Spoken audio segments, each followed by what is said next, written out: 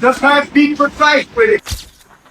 Out of all you fighters I see getting on, doing the mid work or the pad work, whatever you want to call it, I see y'all doing all this.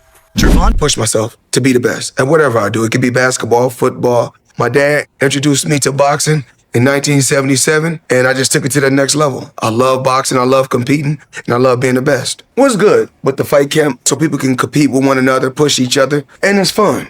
People want to see who hit the hardest, who's the fastest, who could throw the most punches. So it's a great product. It's about just competing and working hard, getting in shape. Gervonta Davis fumes as Floyd Mayweather praises Jake Paul's discipline and endurance in training, sparking tension. Malik Naji and says Gervonta Tank Davis owes much of his success to Floyd Mayweather's mentorship, despite their ongoing feud. Flashy guy, and I actually like that win for Gervonta. Ryan Garcia. Ryan Garcia, a lot of fluff again because he's a YouTuber who's never accomplished anything else besides being a YouTuber. Though there is talent there, it's unfulfilled and untapped talent, and the loss to Rolly Romero tells you that. So what has Gervonta Davis created, aside from being a manufactured creation that got a big push from Floyd Mayweather? Let's be honest here. A big push from Floyd Mayweather. And then after that, let's match him very carefully, because what do? We wanted to do the same thing with Adrian Broner, who had the balls to fight everybody. Say what you will about Adrian Broner, had the balls to fight everybody, didn't duck a single fight. And they said, you know what? We wanted to do this with Adrian Broner. We wanted to just manufacture a star before he was made into a star. And we kind of messed up by matching him too tough. So the pendulum swung in the complete opposite direction here. It's not like you balanced it out. You went in the complete opposite direction and made this guy fight absolutely nobody constantly. And let me tell you something about the Lamont Roach fight. He's a 16-1 underdog going into the fight because they knew they didn't want to fight anybody who was a risk. There's a reason he's ducking the Lamont Roach rematch now. Because now you realize, wow, this guy is a threat. Mayweather argues that a Gervonta Davis versus Jake Paul fight is unfair, pointing to Paul's much larger size and natural weight advantage. Learns that a Gervonta Davis versus Jake Paul fight blurs the line between sport and spectacle, calling it more business than true boxing. It's kind of weird because Jake Paul is extremely bigger than Tank. And I mean, but with it being exhibition, it makes sense. It's fine. He got a big name that he's going to be fighting. But I mean, it really makes no sense because the chance that Jake would fight in November. I think wasn't I the one that broke Jake Paul against Gervonta Davis 6 months ago or something? I knew that they'd agree that deal. I didn't know they were about to announce it then. But I did know that they'd agreed that deal previously. So I don't like it, if I'm honest. I mean, I think we need to really differentiate between boxing and an entertainment concept. And that's what that is. It's a freak show. It's entertainment. It's a lightweight fighting a cruiserweight, you know, with, I don't know, is it bigger gloves and certain minutes per round. I don't know what it is, but, you know, I understand the market and I understand this freak show shock kind of the world mentality of people potentially tuning in. Is that a step too far? Maybe. I mean, I hated Jake Paul against Mike Tyson, but it did massive numbers. I hate Jake Paul against Gervonta Davis. It'll probably do massive numbers. So that's when you really have to differentiate yourself between, just because you don't like it doesn't mean it isn't going to do good business. However you want to be involved with it is another kettle of fish. I don't want to be involved with it, but I do respect the fact that it's going to do big numbers. It's just not boxing. And I don't think we should promote it as boxing.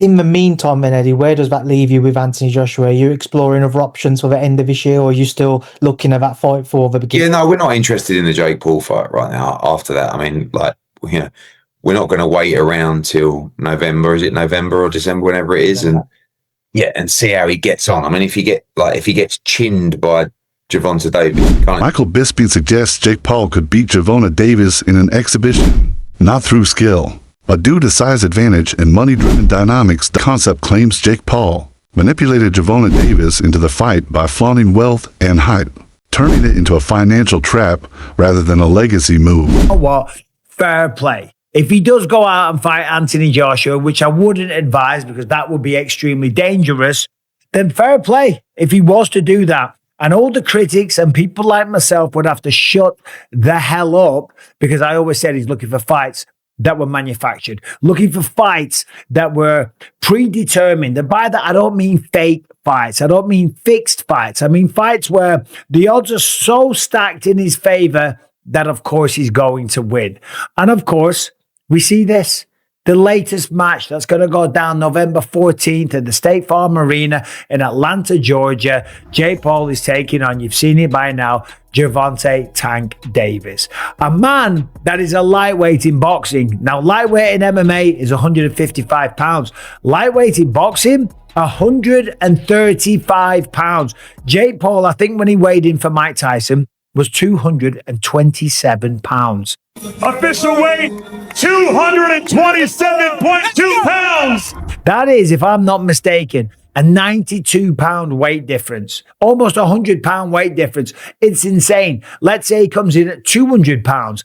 It's still a 65 pound weight advantage, which is absolutely ridiculous. How can you be out there claiming to want to fight the best people on the planet and then going out there and taking on a guy that is maybe 92 pounds heavier, that is at least 65 pounds heavier than you? That is called one thing. That's called being a bully. It was bad enough when he fought Mike Tyson, a man that was 58 years old, and he was walking around like, I just beat the baddest man on the planet. I just destroyed Mike Tyson and went out there and I beat him, and him and his brother are all celebrating and shit like that. It's like, dude. So and again, Jake's only been boxing for 5, 6, 7 years now. It isn't necessarily far-fetched to try to have his own advantages when trying to fight other boxers that have been far more experienced than him. But this one's a little too much, right? This one is crazy because of the massive weight difference. It doesn't make a ton of sense. But again, as far as a sport fight is concerned, I want to make sure I make that clear. Again, this is not me hating on it, because I do think that both guys have been very upfront with what they're doing in this fight and what their goals are with these kind of events. But the narrative Jake's trying to create as if this is like proving anything for him fighting a real fighter when Gervonta is so much smaller than he is. It'll prove something in the fact that Jake is willing to put on great events, but it won't prove anything to the people that are asking him to fight a real fighter. I will say though, if Jake goes out and flatlines Gervonta, the casual audience that will say Gervonta smokes Jake completely and utterly, like it wouldn't even be close, that will change their minds a little bit. Not the people that know boxing, but the people that are going to watch this, the casual viewer that know the name Gervonta Davis and know the name Jake Paul. If he is to compete with Gervonta at all or look good in that fight, people will in some way accept that. Or they'll do the other thing where they just say the fight's rigged, which has never been the case, but you get what I'm saying. What Jake is doing is trying to convince a casual audience that he belongs in the ring with bigger names. If he's able to hurt Gervonta at all, that might actually do it. The undefeated lightweight champion of the world with a record of 30-0, 28 knockouts. And this one is over! The brick He's hand. been boxing since he was 5 years old and turned pro when he was 18. Gervonta Davis at 22 becomes the youngest champion in boxing! And guess what? Just like everyone. It slams Gervonta Davis for taking the Jake Paul fight, calling it a money grab that undermines boxing's legacy and dignity. Jake Paul for money, not respect, stressing that financial hype can't replace the legacy and skill needed for true boxing admiration. News that last week shook up the boxing game, Jake Paul versus Tank, right? Oh, yeah. Like everyone's talking about it. It's a whole thing. A lot of people liked it, didn't like it. Yeah. How did you feel when you first saw that it was a thing? It pissed me the fuck off, bro. Yeah, why? It just disappointing on mainly Jake's end. You know, we're not falling for the Disney Channel bit no more. We're not falling for you're not a fighter no more. We're not falling for that.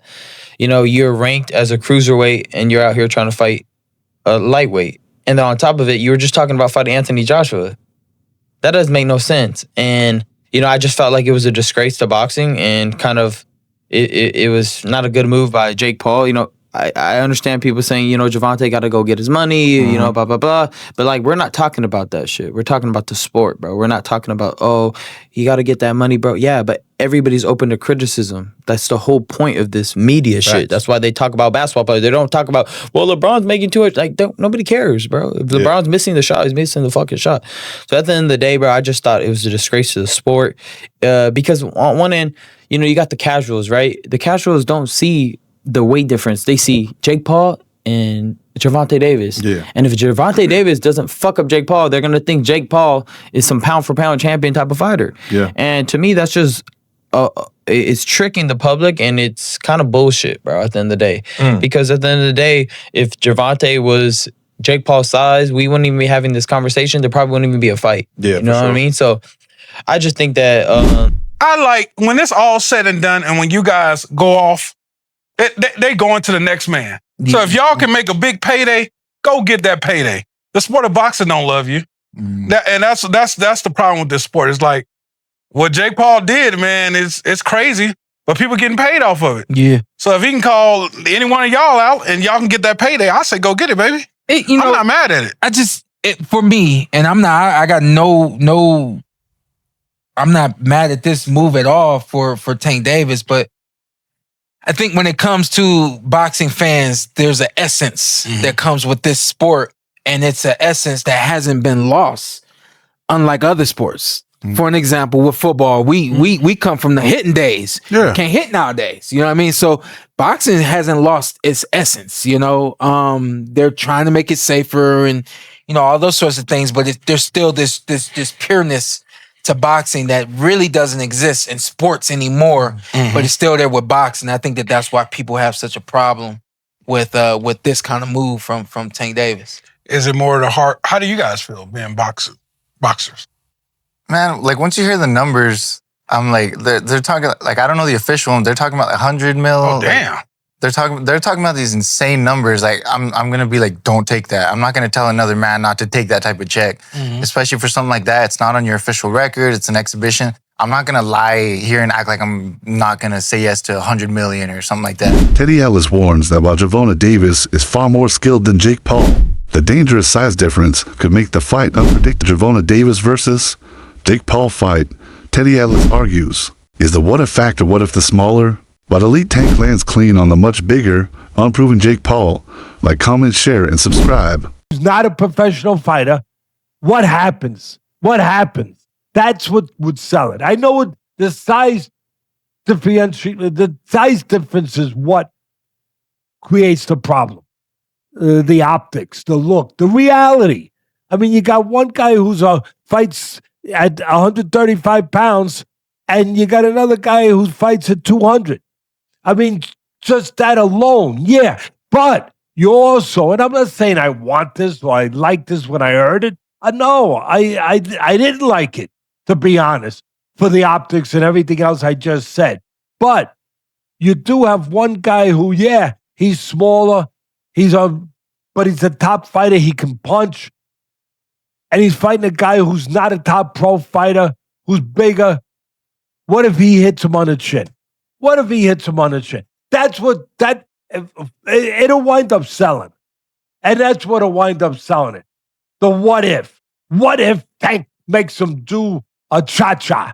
He hits him on the chin, and Jake Paul, we're going to find out if he can dance. Whoa. Do the cha-cha. That's what's going to sell it. And you can't argue that what if. You can't. I know I get to places that other people won't go and everything else that just dismiss stuff because it's easier to do that. It's safer to do that. You don't have to bows and arrows coming at you from people that argue with you because you did that. But